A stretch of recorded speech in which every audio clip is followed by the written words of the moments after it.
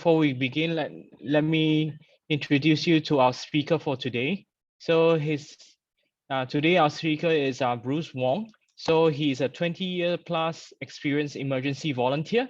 He has served in a various posts of different nature encompassing operational units, training, and youth affairs. Over the years, Bruce has devoted efforts to strengthen the partnership with counterparts in overseas and mainland to exchange views and share experience in urban search and rescue and emergency volunteer management. Bruce is a chartered member of IOSH. He's a registered safety officer in Hong Kong, and he holds several credentials in crisis management and emergency. So in summary, he's the go-to guy when it comes to emergency response or any disaster response when it comes to this. So today he'll be sharing with us how can we rescue safely under dangerous situation, where as a first responder or rescuer, how can they navigate safely in dangerous location hit by disaster. So before we can begin, let us do a group photo picture. So everyone, you can turn on your video. Thank you so much. I'll take a quick video and a photograph.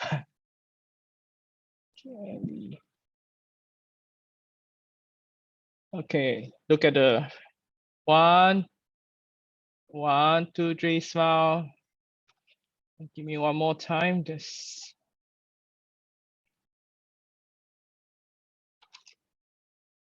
1, 2, 3, smile. Thank you so much. So, okay, Bruce, I'll let you share your presentation for today. Thank you. Okay, thank you. Can you see my screen actually? Yeah. Okay. Okay. Thanks for the invitation for the presentation. I'm Bruce. I'm also an IOSH member in Hong Kong, and I'm very happy to share something about the safety and in other area to our petitioners and as well as our IOSH member.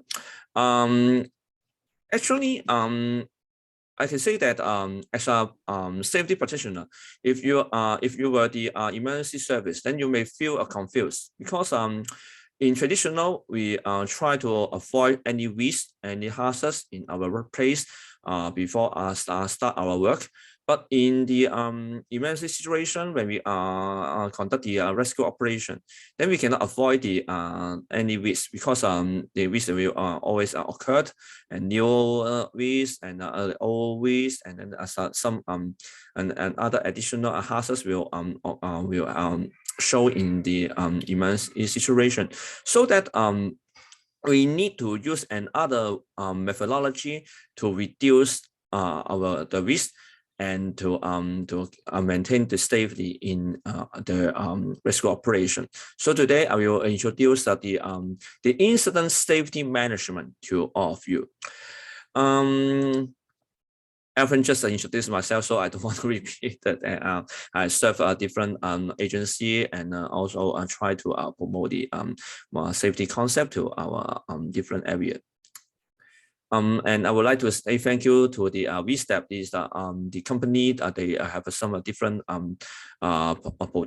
products such as the VR. Today I will use their product to the named response simulator to create some animation to help to us to understand more about the emergency, because I'm talking about the emergency operation, so that I can bring you to the real scene, but I can use the VR to give you some project the situation. So I will so that I'll show the scenario one. So maybe you will give it some ideas. Okay, when you drive to the in the highway, then you spot the traffic accidents.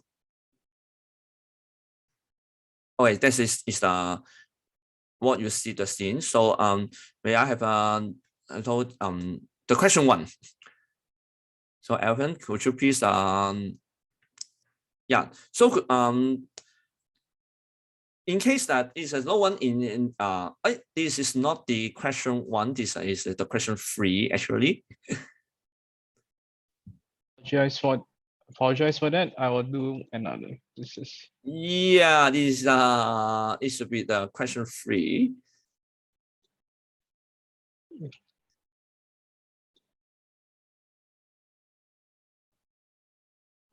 okay. Okay, never mind. Okay, so this one. Okay, maybe my fault. Okay, so never mind. Okay, we can still use the polling. In case is traffic accidents in the highway, and you can see that there are more cars are coming. So will you help the victim? Yes or no? Then you can show your answer.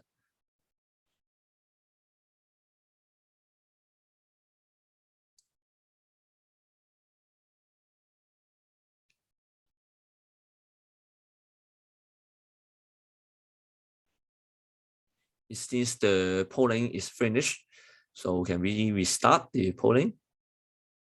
Okay, Bruce, can you share with me what is the first question? Is it if no one is in the cash escort vehicle, will you put out the fire by the fire extinguisher? I don't think so, right? Yeah, but never mind. I can you ask the question verbally. So Okay. this is the highway. When you just pass through the highway, then you spot the accident. Then no more cars are coming, so it's clear. So will you help the victim? Will you? So you can and answer the questions and let me know. Forget the wording. So I just ask it in verbally.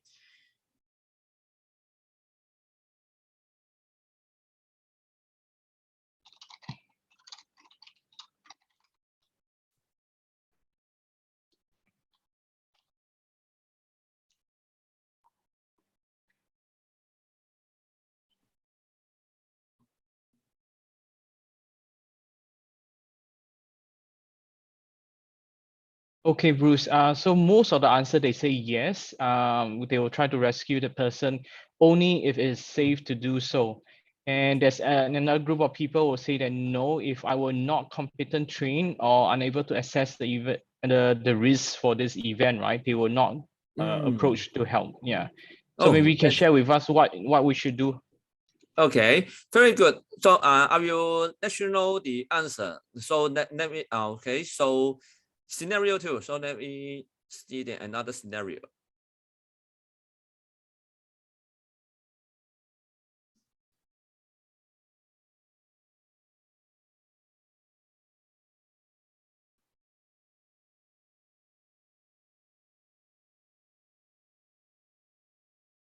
Okay, we can show the question. Okay. Number 2.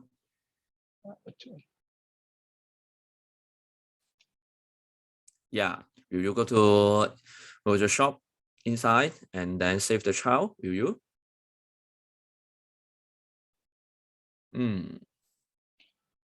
Someone say yes, someone say no. In most of people, Okay, I'll give another 10 seconds to tabulate and end the poll soon. Okay, I'll end the poll right now and share the result. Okay. Actually, it's quite half and half. Okay, so okay, I got it. Okay, so scenario 3.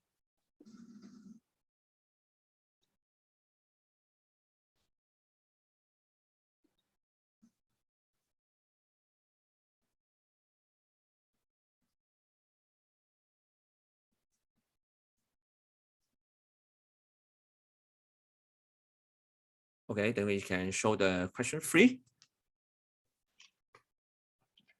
Yeah. So the question 3 is, no one is in the cash Hmm. escort vehicle. Will you put out the fire by your fire extinguisher?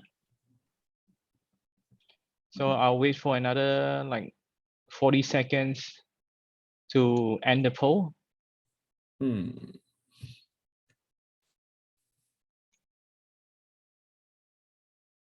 Okay. Okay. Now I'm sharing the results. Okay, so most of people will not go to put the fire. Okay.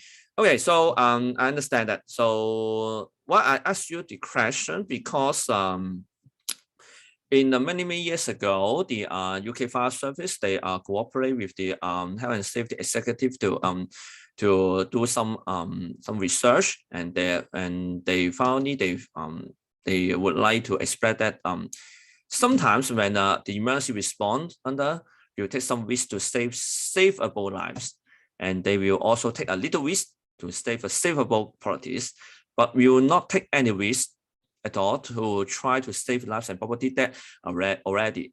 So in this sentence, we can express clearly that we will take some risk to save people, and sometimes we also say some properties, but they will not take any risk to save some lives or properties that are already. So that so we need to also when we going to take risk to save something or save someone, then we have to conduct the risk assessment. So to prove that is it allow us to try to save lives. Okay, so but how to take the risk assessment, or how to make judgment we save or not, then we will some methodologies, so that I will let you know later. And so when we are, most of us are also workplace safety officers, but in the emergency service, they will have an incident safety officer. Their roles is quite similar as us. So so we will talk a little bit about the history. In many years ago, in the United States, they have some roles named war watchers. Their major roles is in some big fire. They will stand by at the corners and watch some building, because a long time ago, many wooden house built in the US, so that when there's a big fire, they will stand at the corners on the street, and they will issue the warning, and when they sense the answer that some buildings will collapse. So this is the pioneer of the incident safety officers many years ago. And of course, they are not nowadays they are not just issue warning. We have to do more to protect our team members. For the standard, we know that, for example, when we are talking about the occupational safety and health standard, we usually refer to maybe the ISO 45001. But in the incident safety standard, we usually refer to the NFPA standard. There's a National Fire Protection Association in US, and they have 1521, the standards for the incident safety officer. But for the occupational safety officers, they have another standards. There's 1005, and so it is two different standards for the different roles. But you may questioning what is the difference between the occupational safety and health officer and the incident safety officers? Usually, the major difference is that the health and safety officer they will work daily, and then to maintain the safety and health culture and standard in the department, just like us, same as the workplace safety officers. They focus on the daily operation of the whole department, and but the incident safety officer is quite different. They're focusing on the incident scene. It means when they start their work, they usually are on scene, and they will monitor the situation and give some advice to the incident commander. So that is two different roles. We never ask the health and safety officer to the scene and to ask them to give them some advice, or we never ask the incident safety officer to go back to the office and then ask them to enhance the safety culture to the department. So this is quite different roles in the US. And today we are talking about the rescue operation. So we need to know some challenges, because it's a quite a difficult situation in the rescue scene. first of all, is the risk will lies to save lives. It means the rescuer usually needs to risk their lives to save people. This we cannot. This is unavoidable because in the rescue scene there's a lot of many hazards, so that they need to risk their lives. And then the time compressed and need to a quick decision, because in the emergency situation, some people need help, and then and then every second is scanning, so that the commander, the rescue members, and even the incident safety officer, they need to make the decision quickly. We cannot wait for a long time.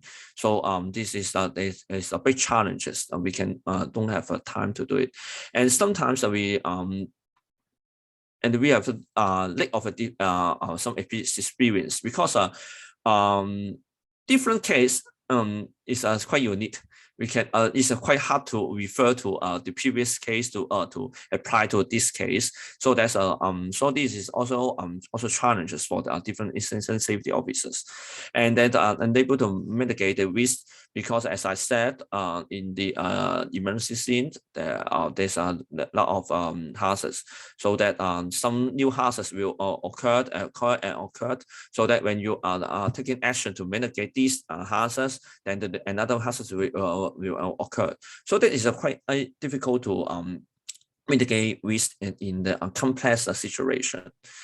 And we also need to face different hazards in the rescue scene: fire, smoke. And I don't want to talk about it, because I think most of you are very familiar with it. So I focusing on some are quite unique in the emergency situation. For example, human. So who is the human then? And I focusing on the rescuer. Some new members maybe very take the aggressive action, because they are quite new, so that they want to show up their ability, so that they will do something is quite uncontrollable. And then heroism is also a major problem, and the overall fatigue is also for the prolonged operation. So in heroism is unluckily media or some general public will recognize it, and come and appreciate this hero. But in the expectation in the operation, safety is the first priority. I think all of us agree. And when if you are an NS member, then you will agree that follow orders is very important for the FA operations. So in particular in the rescue operations. And for the traditional expectation is there's a low risk in the in the operation to, and no risk to others. But the reality is we need to do it at risk.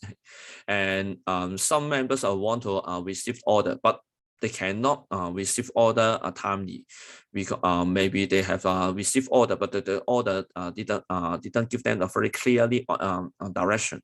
So these are quite common in the complex operation, because a lot of senior officers, maybe they give you some very simple direction, so that when you want to some specify order or some specified instruction, then you never get it.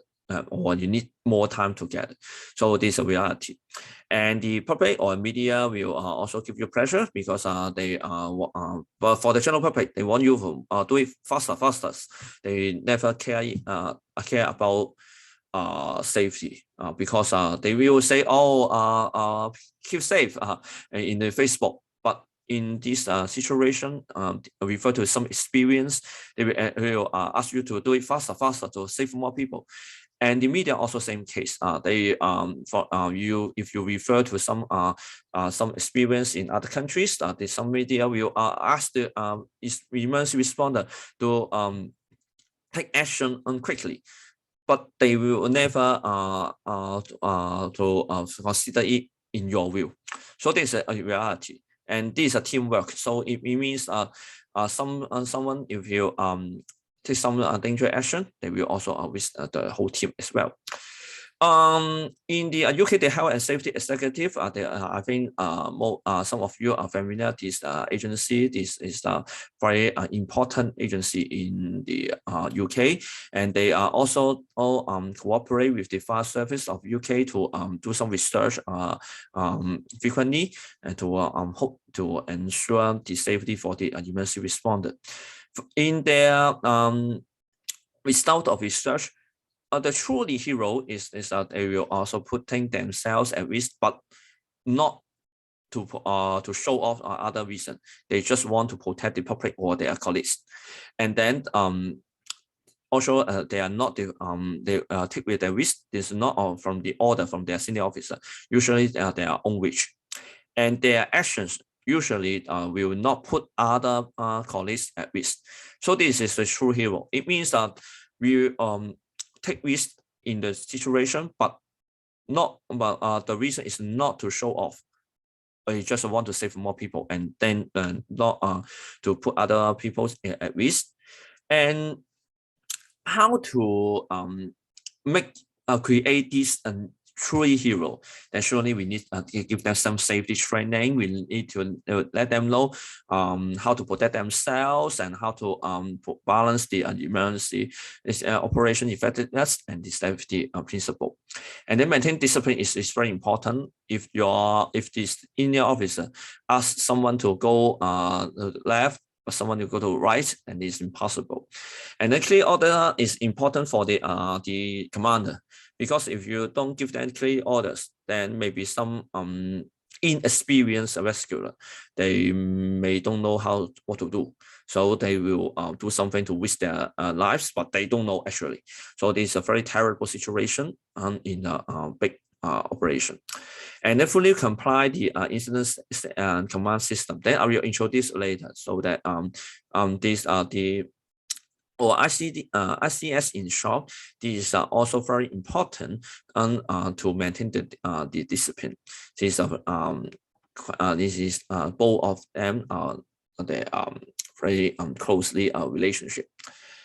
So that we try to prevent the hero.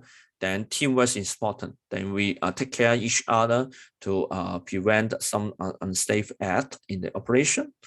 And the other risk factor is a fatigue and heat and illnesses. And I think it's a very common in Asia, especially maybe in Singapore, because most of the days are hot. So that for the operations is easy to have fatigue. So when fatigue for the emergency responder, then we will decrease the probability, and then we may be with the burnout and reduce analysis. So that's why when we see some terrible case in other countries, why the emergency responder will die in the scene, some of reason is that they over fatigue in the scene, so that so they will let them reduce the analysis, so that when they face the some hazards, they forgot what to do, or they to respond slowly, then unfortunately they die in the line of duty.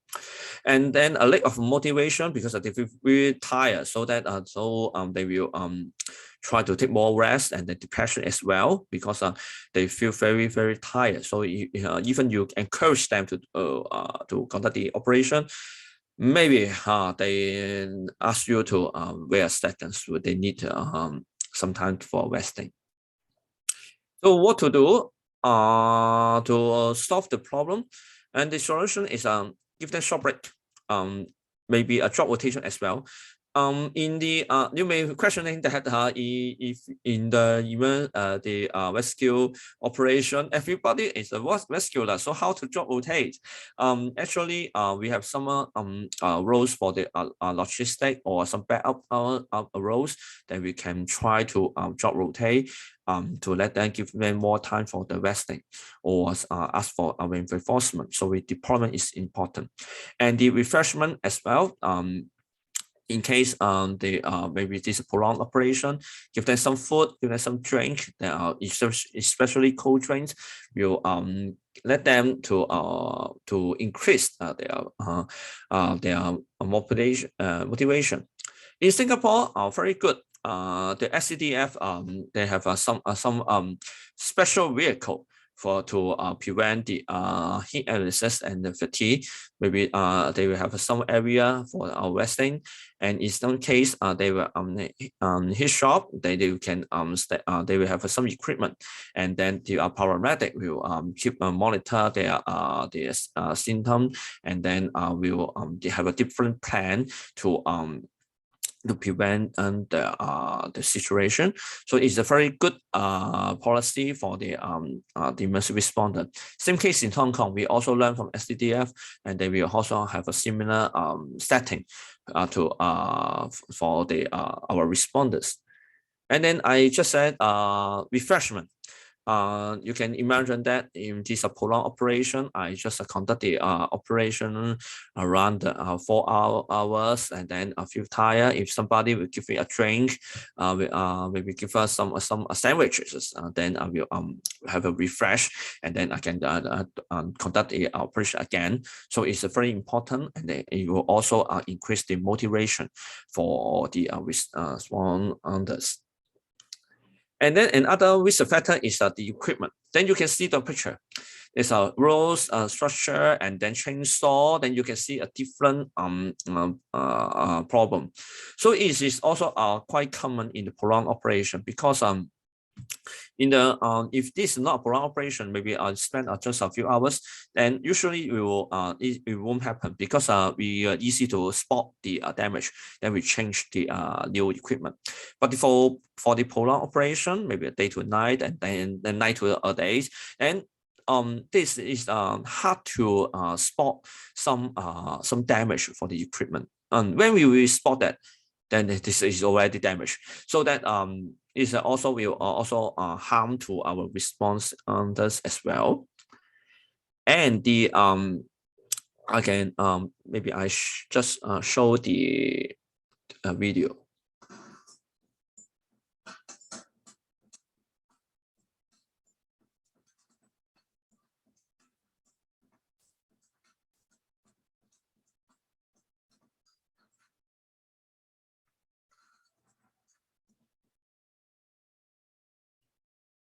Okay, then you can see the video. This is from Taiwan. This the firefighters when they conduct this training, but the ladders have some damage. They didn't spot, so that so when they place the ladder and then climb up the ladder, then the data fall down. So that is cause the damage, damage, and not only the ladder, but of course the responders are also get injury, the serious injury, and so that this is unacceptable actually. So that we need to take care of the rescue equipment as well. And the some danger goods also you will use in the disaster scene as well. For example, we need to refuel our generator, and then we need many battery for charging, so that the whole logistic areas also become the danger zone. So that and we need to do something to when protect the our responder when we use the danger goods in the scene as well. And the common is transportation or traffic. Then the left-hand side, both are the TV drama. The left-hand side is the Chicago Fire, and then the right-hand side is the Burning Heart 3 in the TV show. And you can see that always some injury case caused by the traffic accidents. So when we conduct the operation in the highway or very busy road, then we need to conduct the traffic incident management area, so that well maybe someone will call a temporary traffic control zone. It means this is quite similar as our some construction works in the highway. So we need to have a cordon area. We need to have some buffer space and the transit area, so that we need to place a different cone to alert flashlight to alert other drivers as well. So it's important. Especially is some parametric case, because most of you understand that when a driver need the ambulance service, usually only the ambulance will arrive, so that the ambulance will become the barrier. But the paramedics still use the ambulance under equipment, so that these are quite dangerous for in the highway for the operation as well. And then the environmental hazards is some second collapse. In this picture, this is the building collapse incident in South Korea in the February, and the picture is the second collapse. It means that they collapsed already. Then the other rescuer conduct the search operation, and then the some debris fall down on a week later. So that that's why we need the incident safety officer to maintain the safety, and the disaster scene is important, because we need someone to give a fresh eye to monitor this the scene. And the biohazards as well. And in the picture is the quarantine hotel collapse in China in 2020. And you can imagine that it's a quarantine hotel, so that you can imagine that there's some COVID-19 patients staying in the hotel. So the problem is when the rescuer to rescue this victim, then they will face the infection of COVID-19, so that they need to wear PPE. But if you come from the medical field, then you can understand that it's very difficult to wear the PPE to conduct the rescue operation, because there's some shape objects they will cut our PPE as well. So that we need. So in this case, they will use the concept or the hazard zone concept to reduce the risk of the infection in the collapse area. So that I will explain it later as well. So we usually use the risk assessment to calculate the risk, and to make some judgment for the to develop some control measures to our workers in our daily work. And then you usually will sit in the office to draft the plan first, and then go to the site and discuss with your workers, and then to develop the control measurements. But in the rescue scene, that's impossible, because it's very difficult to develop to draft the risk assessment first. Usually we on scene, and then to conduct the risk assessment. So that this is quite different. But dynamic risk assessment I think it is not the new thing for some workers. For example, they will when they need to work at height, then they will also use a dynamic risk assessment, because when you work at height, there's a lot of risk you cannot imagine, so that unforeseen and this of unforeseeable. So that we will use this dynamic risk assessment to control it. So before I explain the dynamic risk assessment, we firstly to talk about the risk control. We will use the RAPD. So it's a RAPD is animation, reduction, isolation, control, PPE, and discipline. Okay, so what is this? If you work in some high risk industry in overseas, maybe you will also use the RAPD for your in your daily work. But some of maybe most of us will not use RAPD for our daily work.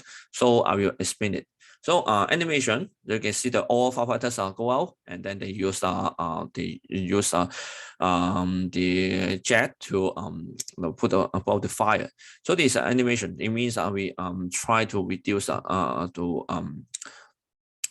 of people to go inside, and then the reduction as well. We usually reduce the people in the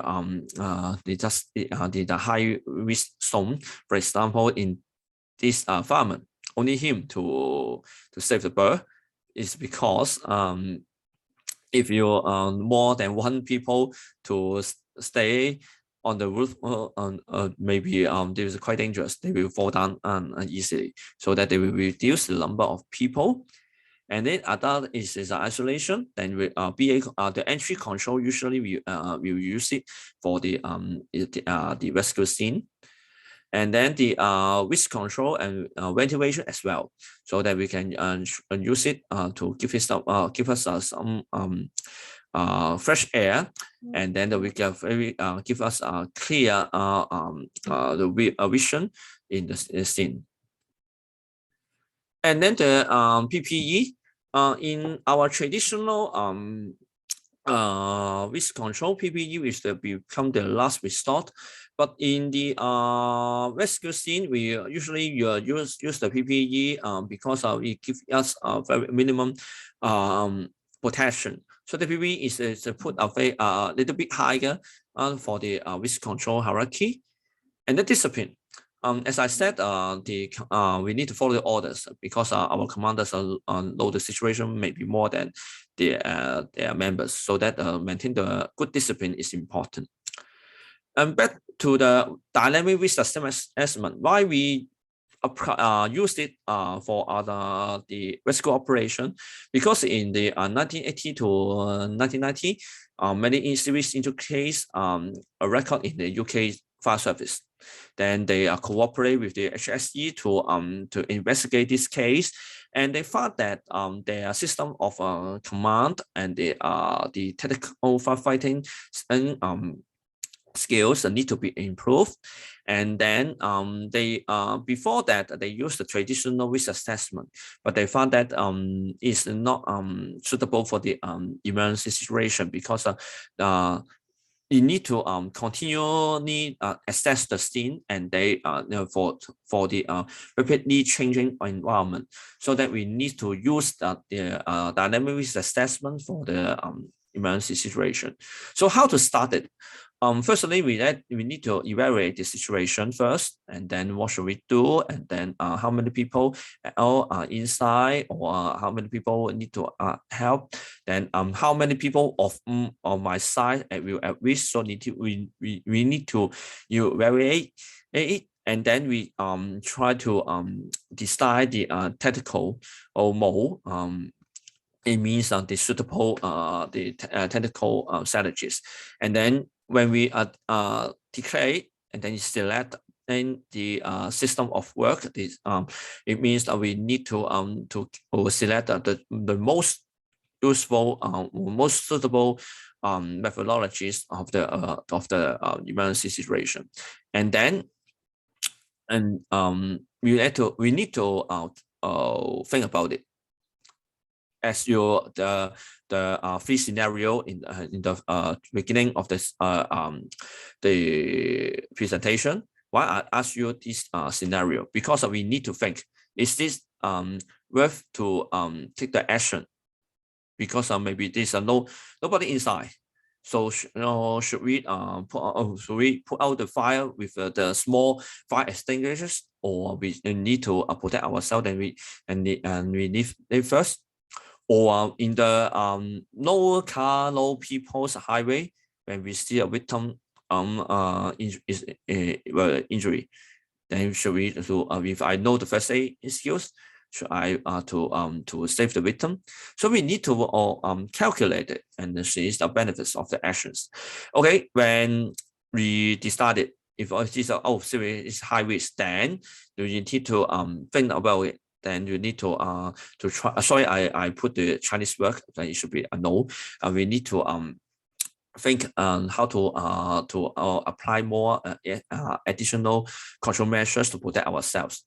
But when we the alternative control measures, we put more and more, but we still cannot protect ourselves. Then we have to think again.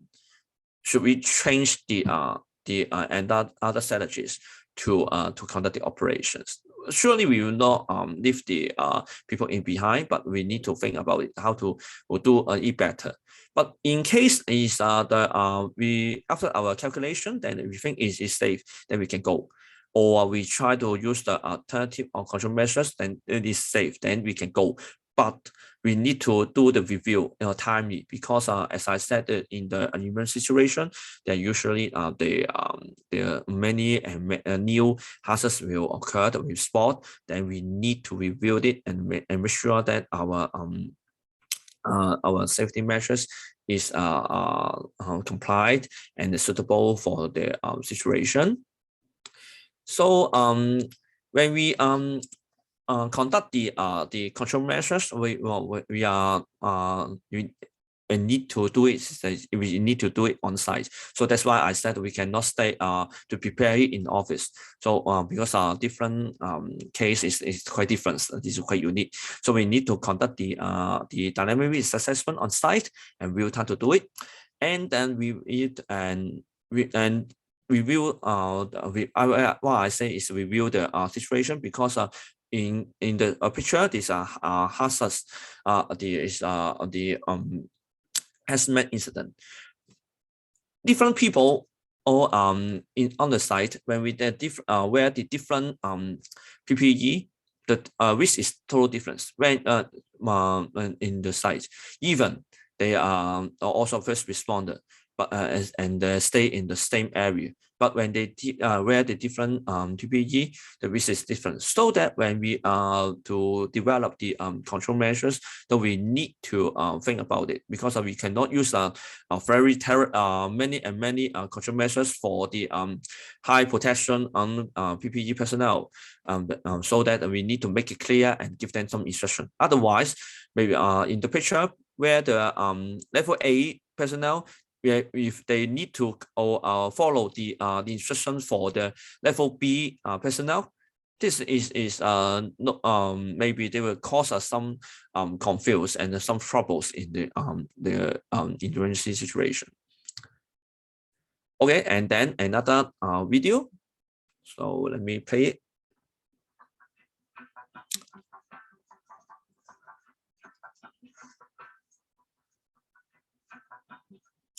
Okay, then anyone can tell me in the chat box and anything you spotted in this picture.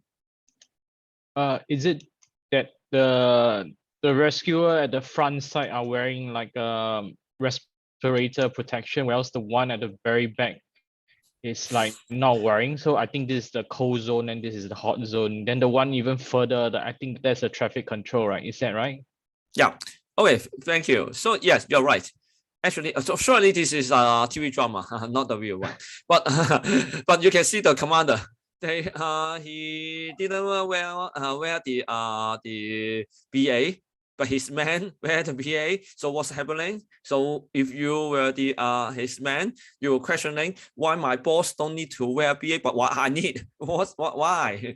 So the incident safety officer or the commander need to play the good model in the scene. Okay, so as you said, this hot zone, warm zone, cold zone. So this is very good. This is what I want to say.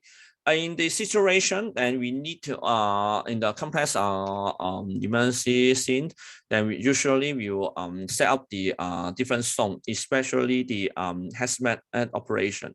So hot zone is very close to the very high risk area, and then the warm zone and cold zone. Cold zone is quite safe. Warm zone is the middle between the hot zone and cold zone. So so what's the setting? Okay, so first of all, when we are very in the cold area, the deep area of the high risk scene, then usually we call it hot zone. This is quite dangerous. We need a trained person to conduct the operation inside. And the warm zone, usually we have some equipment preparation. or in the hazmat incident, they will do some decontamination. Then we would in the warm zone, and the general public or the media or some the patient's family, they will outside the cold zone. So that what should we place in the cold zone? Usually our vehicle, the police officer help us to cordon, and then the equipment preparation, I mean these and additional one, they will place in the cold zone.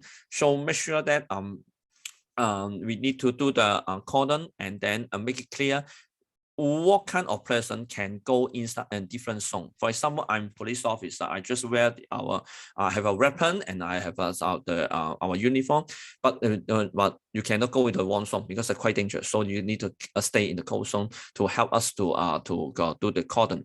When I wear the BA or level B the PPE, then I know I just need to stay in the warm zone. When this the hot zone, when maybe we need to wear the level A PPE, or we need to have a very a trained person, well-trained person to help us to handle the complex situation in hot zone. So that different zone will help us to make clear the width in the scene. Surely the command post, some emergency response the service, maybe they will place their command post in the warm zone, maybe but most of us will place it in the cold zone, because if you place the command post in the warm zone, it means the commander need to wear the PPE as well. So it depends on the situation. So entry control is important for the different zone, because you don't have entry control, everyone can walk around. So that we need to have the reliable entry control to help us to make sure different people will stay in different zone. The incident command system, maybe if you work for some big company, they will I think is quite familiar. The incident command system is a very important for the discipline system or the change of command. So you can, as you see, that the safety officer is placed in the staff, one of the major staff in the high level, so that it means that they have a very powerful to give us some advice and stop and something. So I will explain it later. Then there's some ICS setting for different industry. For example, this is a hospital. Okay, so what I need to explain the ICS, because the incident command system, this is to give us a picture of the incident safety officer. It defined is a one of the command team, and then the job is to monitor and assess the incident scene. And the LFPA standard, it also define the training standard and the duties of the incident safety officer. So what's the duty of the incident safety officer, or ISO in short? They manage the risk and then make sure that our rescuer to safety, and they need to also work with the commander. So you can see that it's a UK, Australia, China, and in Japan. They also have their safety, the incident safety officer for their operation. So our major duty of the ISO is to enhance the safety awareness on site. I think most of us are aware that if you do the inspection in your website, your workers will they will wear the PPE properly, and they will very stay alert for the safety measurements. So it's the same case in the emergency situation, and our job is to prevent the accident and then comply the legal requirement. It's quite similar as our daily role, and then we if the ISO can balance the operation effectiveness and the safety. Actually, they enhance the operation effectiveness as well, because less people injury, then we can do it faster. Okay, so that's the very help for the operation, and then it allows the incident commander to focus their command task, because when we don't have an incident safety officer, so who monitor the safety for their man. This usually is the incident commander, so that they need to command, they need to maintain safety. He or she is very busy, so that incident safety officer will help to conduct the safety measures. Okay, so the ISO need to do many roles, but because today I don't have much time, so that I make it shortly. And actually we're focusing on these 4 areas. So first of all is monitor and provide the safety advice, so that you can see the safety incident safety officer. They will stay here. They're meant to conduct the search in the landslides operations, so that he equipped some detection equipment. So when there's some landslides collapse again, then he can stay alert and then alert their men to evacuate immediately. And then assess the strategies and tactics. This we need to. So that's why the ISO need to work with the commander or some sub commander as well, because we cannot put the just say safety, then we don't care about the strategies. So that we need to balance the operation effectiveness. Then we have to discuss with the commander to try to figure out the methodology or strategies to balance the operation and safety. So that's why we need to have this hierarchy to give us some ideas how to balance on it. And then the interview the unsafe act. So that, okay, so let me try to play it. So just a moment, because I need to share the sound.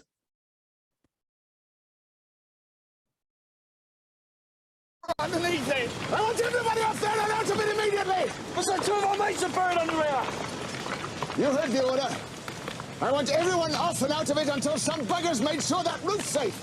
They don't stand a snowball in hell's chance unless we move, sir! They weren't even rigged in BA!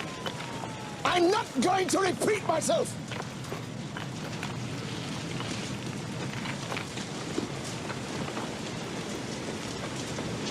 Okay, this is also a drama from UK. This is a London Spanish, very famous TV drama about the firefighters.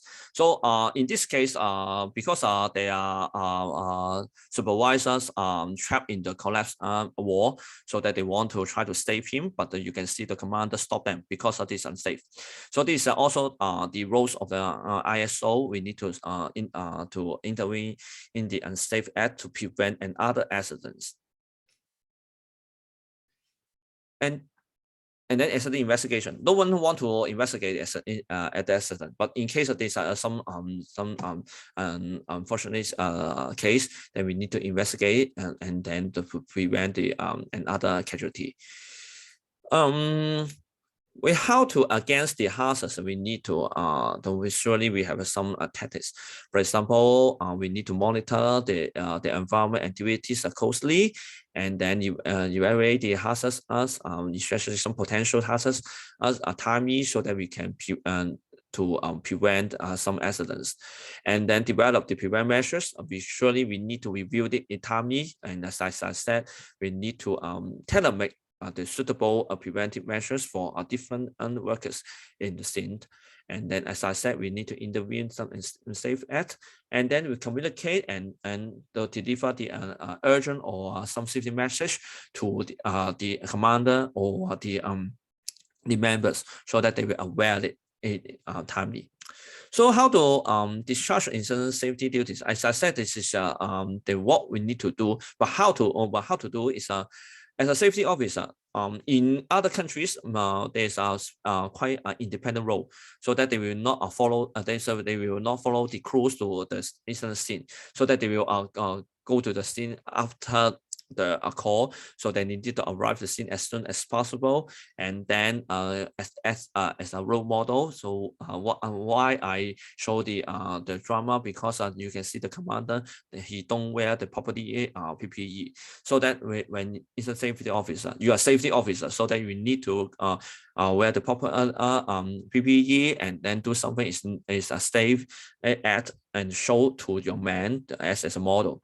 And then you have a good rescue knowledge and familiar the standard operating procedure, because you need to discuss with the operation commander to balance the safety and the operation of effectiveness. So if you don't know everything, how can you balance it?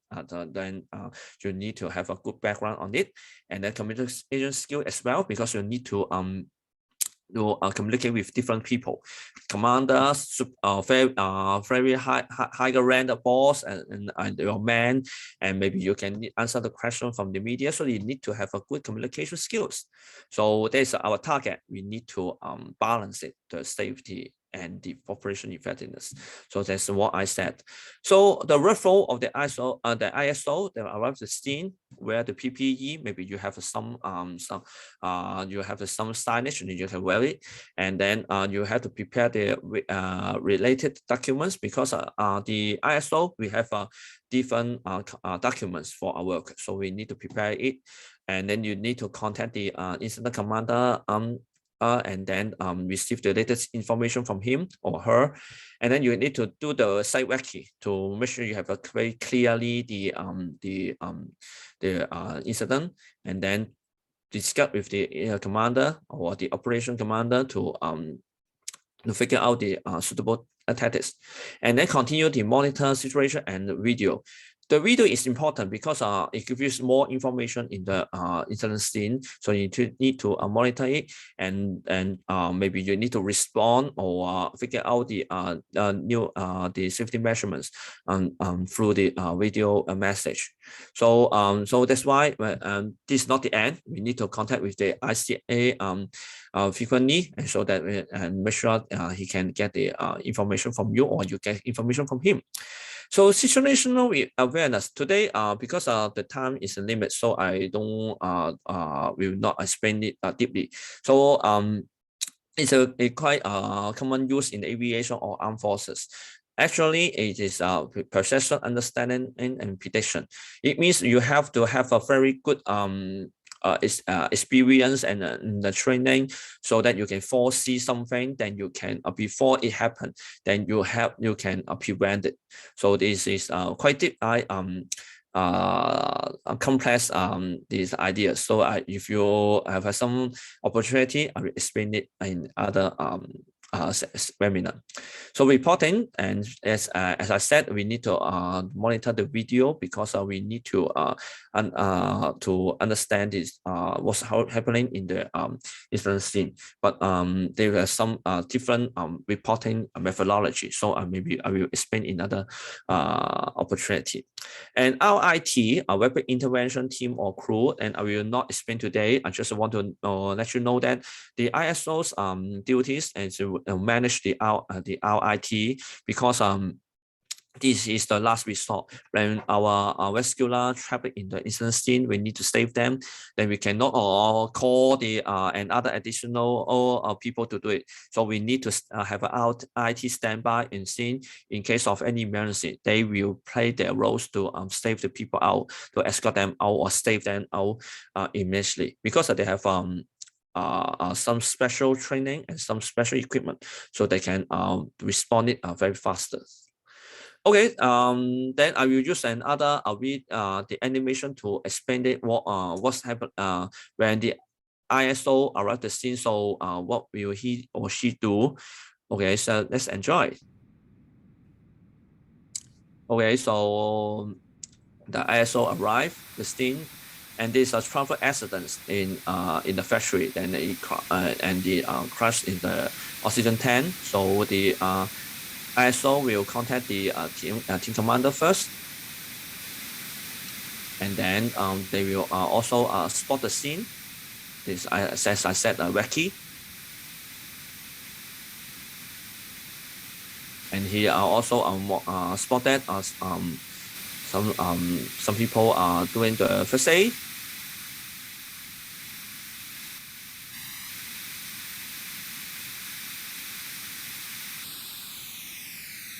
And he also spotted, someone didn't wear the helmet, so that need to give them also remind him.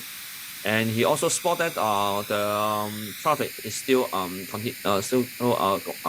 ahead, so he need to stop the traffic as well. And he need to also monitor the situation and see any changes. For example, he start to see that there's some change, some fire. So he need to intervene, and maybe he need to evacuate the man, but also use alternative measures, such as use another jet to control the fire. And surely this is a hot zone already, so he need to ask the people to leave the hot zone without PPE. Because the situation will change rapidly with explosion, so like that. So that's why the ISO need to monitor the scene closely to make sure this is safe. Okay, so today I think it's overrun already, so I apologize for that. But I hope take this opportunity to give you some pictures about the incident safety officer in the disaster scene to make sure the rescue operation is safe in the dangerous area. Okay, so if you have some question, you may ask me. So Evan, this is your time. Thank you. Okay. Thank you, Bruce. So for the very comprehensive information, it's very informative. So there's a lot of questions being asked. So maybe I'll just pick two because we're kind of overrun. Then the rest I'll keep in the document and maybe I send to you through email. Then if you can reply, then you help me to type it out. Then I'll share it in our IOSH Singapore events website as well. Okay. So the first question I think a lot of people are interested in knowing is that the dynamic risk assessment, because this is something different from our usual risk assessment. So what is the time required period of time for the DRA to be a go or no go for typical rescue event that you experienced before? So there's three parts to this DRA, and the other one, who will be revealing the DRA on the ground, and what are the reliable sources of DRA that you can share for our self-reference? So these are the three questions. Thank you. Okay, let me turn the page to the DRA first. Okay, DRA, yeah. Not go or go, it depends on you can see that I think this is quite important is it valid to take risks in the scene to save lives? Because when we say go, it means many people inside, and we can the risk is not very high, so that's then we can choose to save.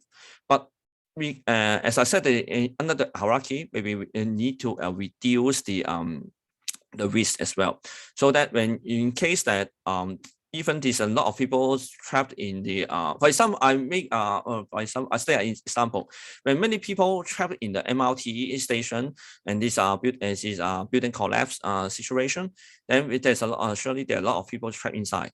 So shall we go inside to save the people? Then we need to think of many things. For example, is it is it cut the electricity supply, or is it have some flooding, so that what kind of how many people I need to stand inside?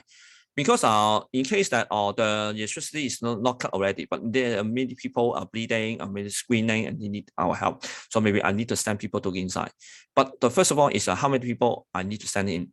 Maybe there's 100 people, passengers in the station, but can I send 50 people to go inside? This thing can't, because we need to reduce the number of people, so that we need to send maybe 20 or 10 to reduce it, because this is in these areas as I pointed.